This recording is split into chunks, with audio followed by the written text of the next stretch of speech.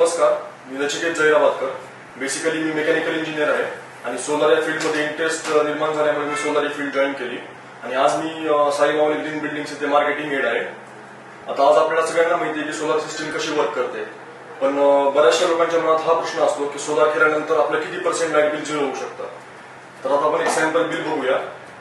आता हे आपले एक रेसिडेन्शियल ग्राहक आहेत ज्यांचं की मंथली 1,500 रुपये लाईट बिल होतं आणि आज सोलर केल्यानंतर त्यांना फक्त 128 रुपये मीटर रेंट भरावा लागतोय.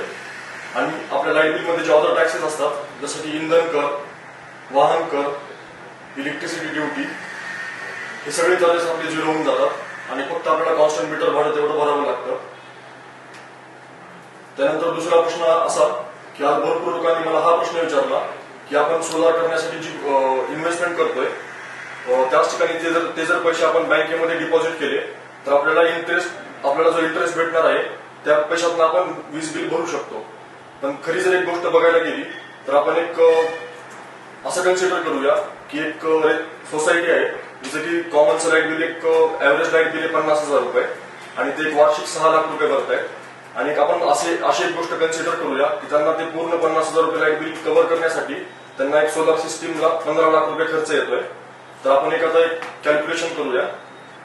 आता हेच जर पैसे आपण 15 लाख रुपये बँकेमध्ये जर डिपॉझिट केले तर आपल्याला वार्षिक याचा 90,000 रुपये व्याज भेटणार आहे.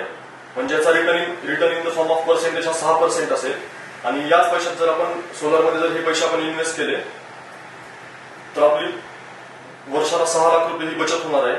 म्हणजे आपल्याला return in the form of percentage हा 40% भेटतोय.